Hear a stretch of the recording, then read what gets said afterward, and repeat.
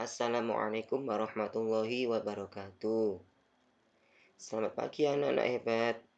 Bagaimana kabarnya hari ini? Semoga selalu sehat dan dalam lindungan oleh Allah Subhanahu wa taala. Anak-anak, di masa pandemi ini, jangan lupa tetap patuhi protokol kesehatan, yaitu memakai masker jika keluar rumah, mencuci tangan dengan sabun dengan air yang mengalir, serta menghindari kerumunan. Anak-anak, bersama Pak Sugeng, kita akan belajar tema 1, Indahnya Kebersamaan kelas 4, subtema 1, Keberagaman Budaya Bangsaku. Tapi, sebelum kita memulai pelajaran, marilah kita berdoa dulu sesuai dengan agama dan kepercayaan masing-masing. Berdoa mulai. Berdoa selesai. Anak-anak, tahukah kamu bahwa Indonesia terdiri atas banyak pulau, suku bangsa, tarian, rumah adat, serta agama? Ayo kita cari tahu lebih lanjut.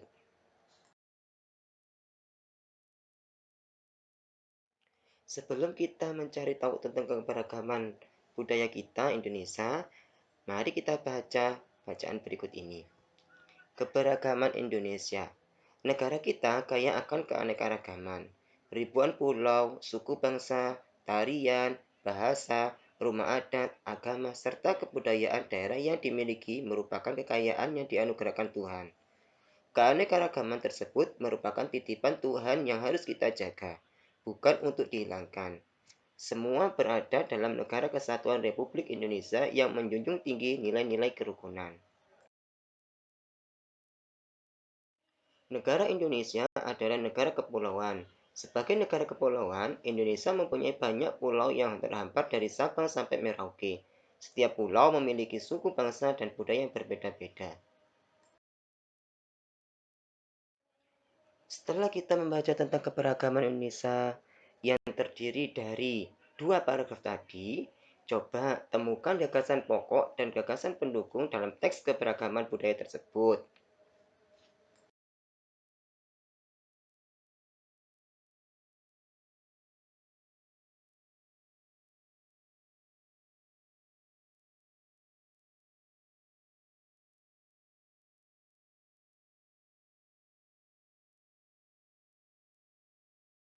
Sebelum kita mencari gagasan pokok dan gagasan pendukung dalam bacaan tadi, mari kita mencari tahu apa itu gagasan pokok dan gagasan pendukung. Setiap bacaan terdiri dari beberapa paragraf, dan setiap paragraf memiliki gagasan pokok yang didukung oleh gagasan pendukung. Gagasan pokok atau ide pokok adalah gagasan atau ide yang menjadi pokok atau pikiran utama dalam mengembangkan paragraf suatu bacaan. Jadi, gagasan pokok adalah inti bahasan dari suatu bacaan.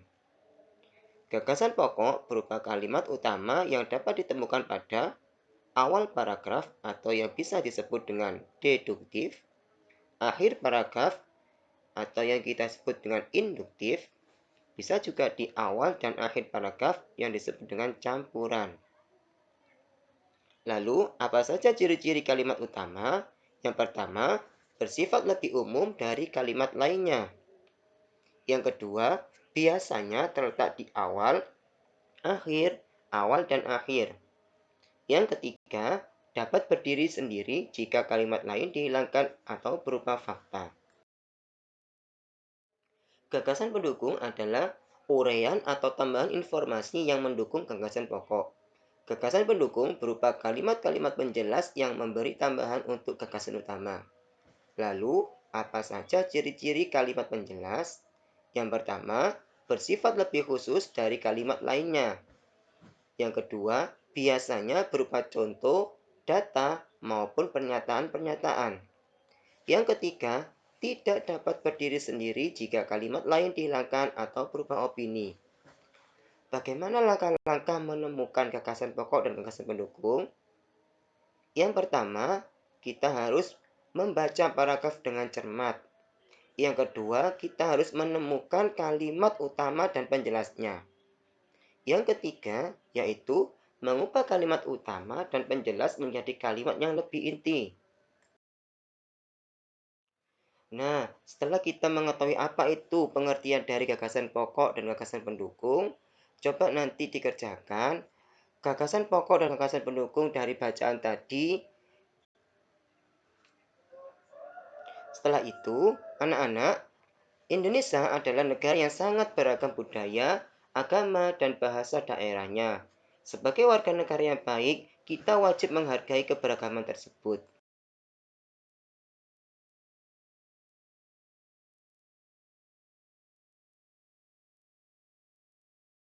Karena Indonesia merupakan negara kepulauan, maka keberagaman Indonesia sangat bermacam-macam. Di Indonesia terdapat 34 provinsi yang memiliki keanekaragaman sendiri-sendiri tiap provinsinya. Yang pertama yaitu Provinsi Nanggro Aceh Darussalam atau Aceh. Yang kedua, Provinsi Sumatera Utara.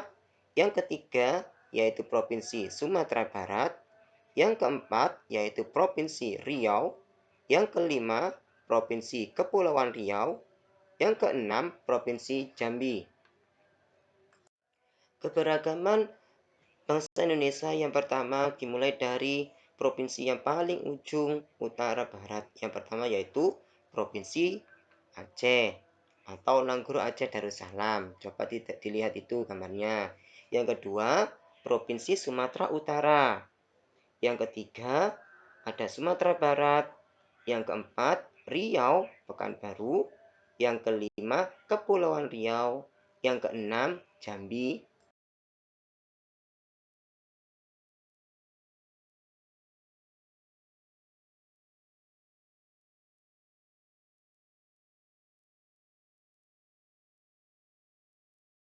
Yang ketujuh, Sumatera Selatan. Yang kedelapan, Bangka Belitung. Yang kesembilan, Bengkulu. Yang kesepuluh, Lampung. Yang kesebelas, DKI Jakarta. Yang kedua belas, Jawa Barat.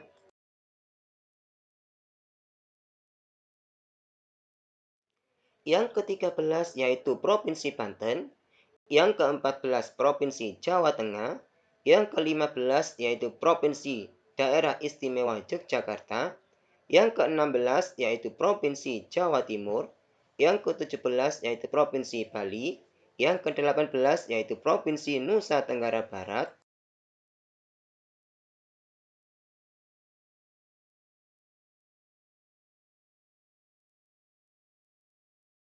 Yang ke-19 yaitu Provinsi Nusa Tenggara Timur.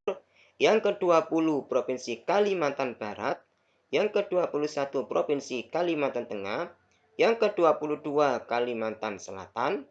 Yang ke-23 Kalimantan Timur. Yang ke-24 Sulawesi Utara.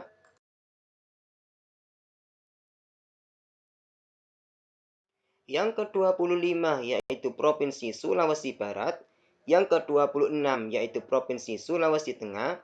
Yang ke-27 yaitu Provinsi Sulawesi Tenggara. Yang ke-28 yaitu Provinsi Sulawesi Selatan.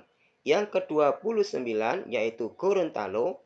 Yang ke-30 yaitu Maluku. Yang ke-31 yaitu Provinsi Maluku Utara. Yang ke-32 yaitu Provinsi Papua Barat. Yang ke-33 yaitu Provinsi Papua. Yang terakhir atau 34 yaitu Provinsi Kalimantan Utara atau Kaltara. Setelah kita mengetahui keberagaman suku budaya bangsa kita, bangsa Indonesia, maka sikap kita dalam menghargai keberagaman tersebut yaitu yang pertama, bermain bersama dengan teman yang berlainan agama. Yang kedua, tidak mengganggu teman yang berbeda agama sedang beribadah. Yang ketiga, tidak mengejek suku dan agama orang lain. Yang keempat, berteman dengan semua teman walaupun berbeda suku dan agama. Yang kelima, memberi kesempatan teman untuk beribadah. Adapun sikap yang tidak bisa menghargai keberagaman bangsa kita yaitu yang pertama, bermain hanya dengan teman yang satu suku saja. Yang kedua, mengejek agama dan suku orang lain.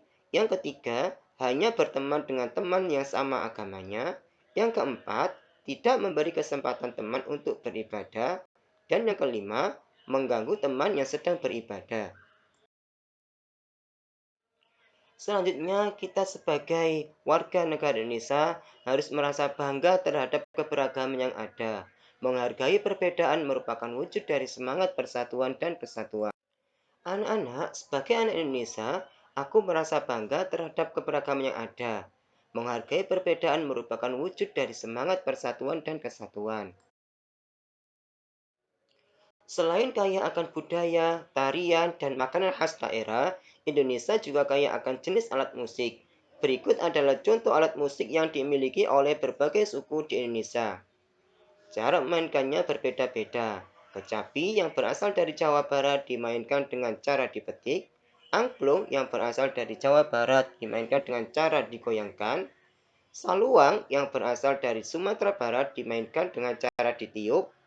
Kendang yang berasal dari Jawa Barat dan tifa dari Papua yang dimainkan dengan cara dipukul.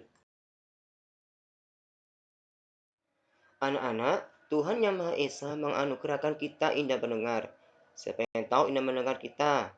Ya, indera pendengar kita yaitu telinga. Melalui indera ini kita dapat mendengar dan menikmati hasil karya seni budaya yang beragam.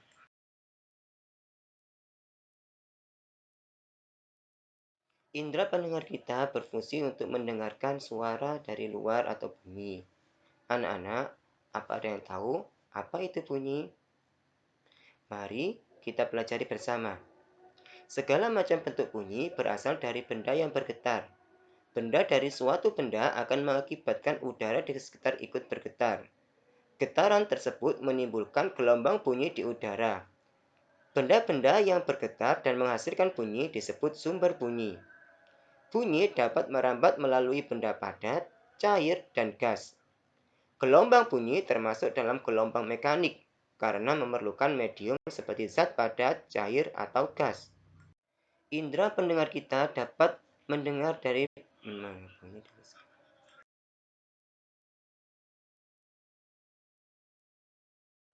Setelah kita mempelajari apa itu sumber bunyi dan dari mana bunyi itu berasal, sekarang apa saja ciri-ciri bunyi?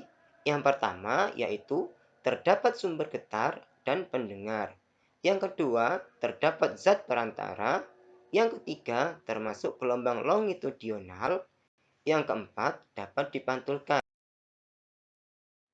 Kita tadi sudah mempelajari perambatan bunyi melalui tiga zat, yaitu zat padat, cair, dan gas. Yang pertama, perambatan bunyi melalui zat padat. Perhatikan gambar di bawah ini, yaitu membuat mainan telepon-teleponan. Kita tadi mempelajari yaitu perambatan bunyi melalui tiga zat, yaitu zat padat, cair, dan gas. Yang pertama, perambatan bunyi melalui zat padat. Coba perhatikan contoh gambar di bawah ini, yaitu anak-anak sedang membuat mainan telepon-teleponan yang dari kaleng dengan tali. Yang kedua yaitu perambatan bunyi melalui zat cair. Perhatikan gambar di bawah ini. Sonar adalah alat yang digunakan untuk mengetahui kedalaman air laut, yang biasanya terdapat pada kapal-kapal yang ada di laut.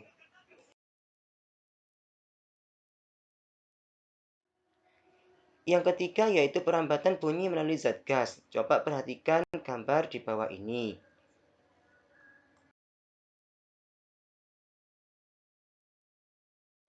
Demikianlah tadi penjelasan dari saya untuk materi tema 1, subtema 1. Terima kasih, tetap semangat, tetap patuhi protokol kesehatan, dan jangan lupa selalu berdoa. Dan saya akhiri, wassalamualaikum warahmatullahi wabarakatuh.